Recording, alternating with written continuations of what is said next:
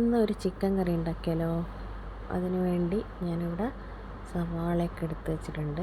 2 സവാള അരിഞ്ഞ് വെച്ചിട്ടുണ്ട് ചെറുതായിട്ട്. പിന്നെ കുറച്ച് വെളുത്തുള്ളി, ഇഞ്ചി എടുത്ത് വെച്ചിട്ട്, പിന്നെ 1 കപ്പ് തേങ്ങ എടുത്ത് വെച്ചിട്ടുണ്ട്. ഇനി ഇതിലേക്ക് ഞാൻ 3 തക്കാളി ഒന്ന് ബോയിൽ ചെയ്തെടുത്ത് വെച്ചിട്ടുണ്ട്. ഇനി ഈ തക്കാളിയുടെ സ്കിന്നൊന്ന് റിമൂവ് ചെയ്യണം. തൊലി മാറ്റിയതിന് ശേഷം നമുക്ക് ഇതൊന്ന് മിക്സിയിൽ അടിക്കാനുണ്ട്. അപ്പം നമുക്കിതിൻ്റെ തൊലി മാറ്റാം.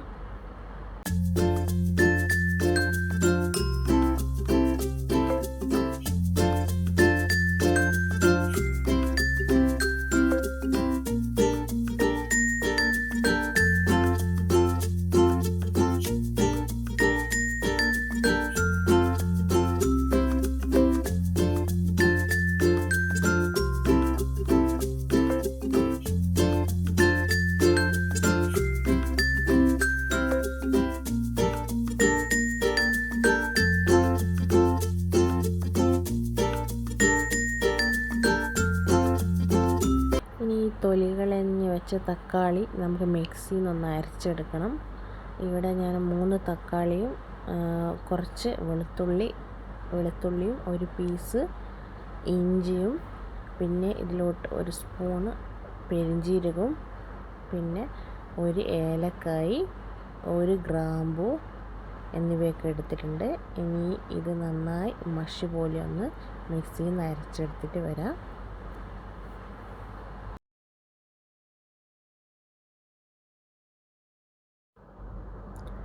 ഇപ്പം നമ്മുടെ വെളിച്ചെണ്ണയ്ക്കയുടെ ചൂടായി വരുന്നുണ്ട്.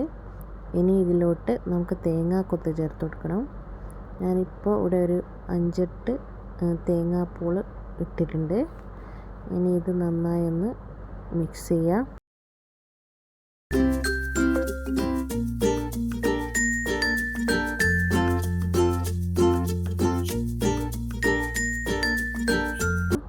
നന്നായി മിക്സ് ചെയ്യാം.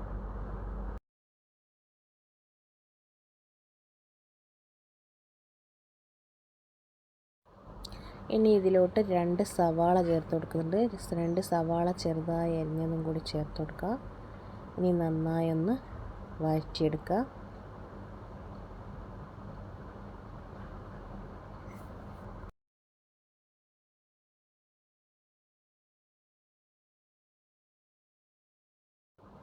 സവാളയിലോട്ട് ഞാൻ ഉപ്പ് ചേർത്ത് കൊടുത്തിട്ടുണ്ട്. അത് എടുക്കാൻ മറന്നുപോയതാണ്.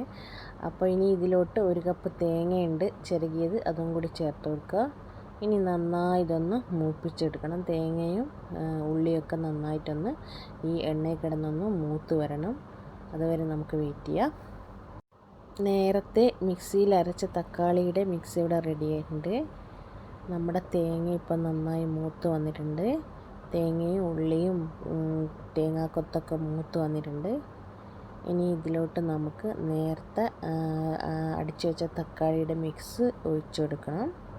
നമുക്കത് ഒഴിച്ചു കൊടുക്കാം. എന്നിട്ട് നന്നായി മിക്സ് ചെയ്ത് ഇതിലെ വെള്ളം വറ്റുന്നവരെ നമുക്ക് ഒന്ന് ഇളക്കിയെടുക്കണം.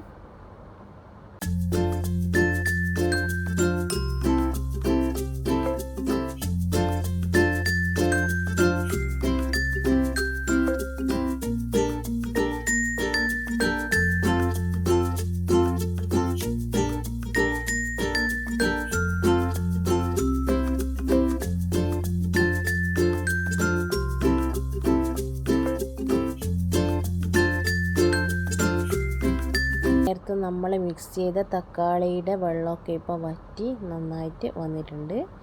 ഇനി ഇതിലോട്ട് നമുക്ക് മസാല ചേർത്ത് കൊടുക്കണം. ഒരു 1/4 സ്പൂൺ മഞ്ഞൾപ്പൊടി ചേർത്തിട്ടുണ്ട്.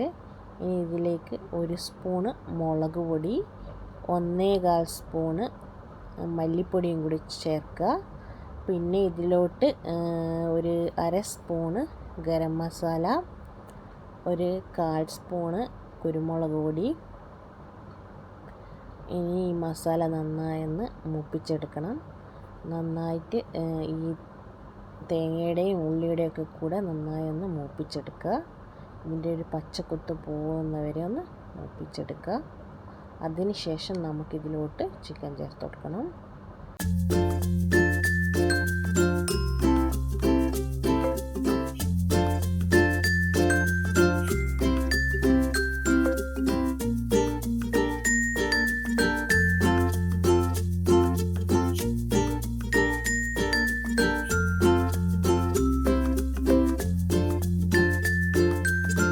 ഇപ്പം നമ്മൾ ചേർത്ത മസാലയൊക്കെ നന്നായി കുക്കായിട്ടുണ്ട്. ഇനി നമുക്കിതിലോട്ട് ചിക്കൻ ചേർത്ത് കൊടുക്കാം.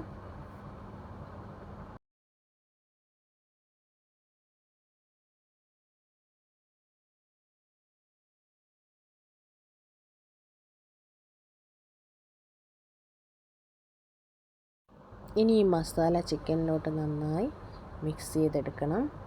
ഹൈ ഫ്ലെയിമിലിട്ടിട്ട് നമുക്ക് ചിക്കനിലേക്ക് ഈ മസാലയൊക്കെ ഒന്ന് ആക്കിയെടുക്കണം.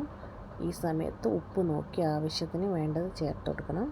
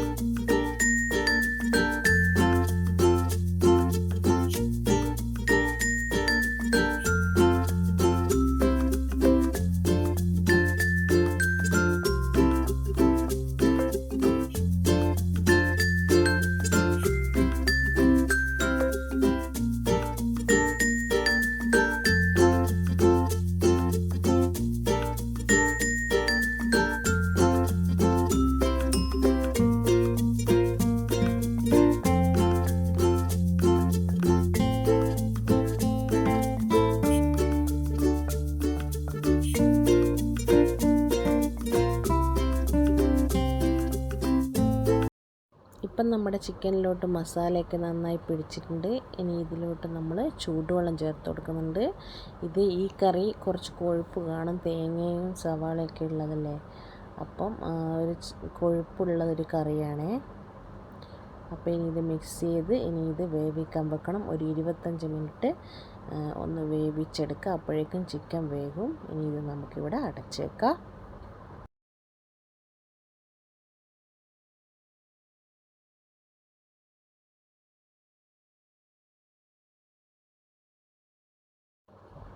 ചിക്കൻ ഇടയ്ക്കൊന്ന് മൂടി തുറന്ന് ഞാൻ ഇളക്കി കൊടുത്ത് പിന്നെ അടച്ച് വെച്ച് വേവിച്ചിട്ടുണ്ട് ചിക്കനൊക്കെ. ഇപ്പം നമ്മുടെ ചിക്കൻ കറി കുറുകിയ ചാറോട് കൂടിയ ചിക്കൻ കറി ഇവിടെ റെഡി ആയിട്ടുണ്ട്.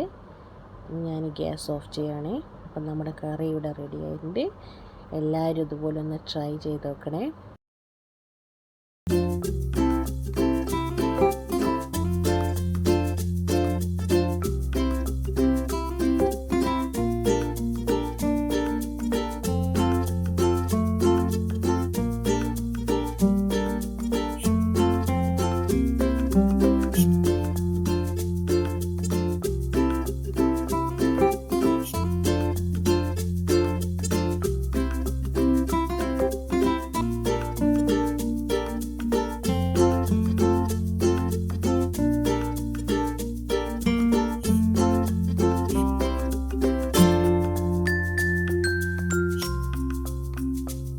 ബ്രേക്ക്ഫാസ്റ്റിന് വേണ്ടിയിട്ട് കുട്ടി ദോശയാണ് ഉണ്ടാക്കിയുള്ളത്.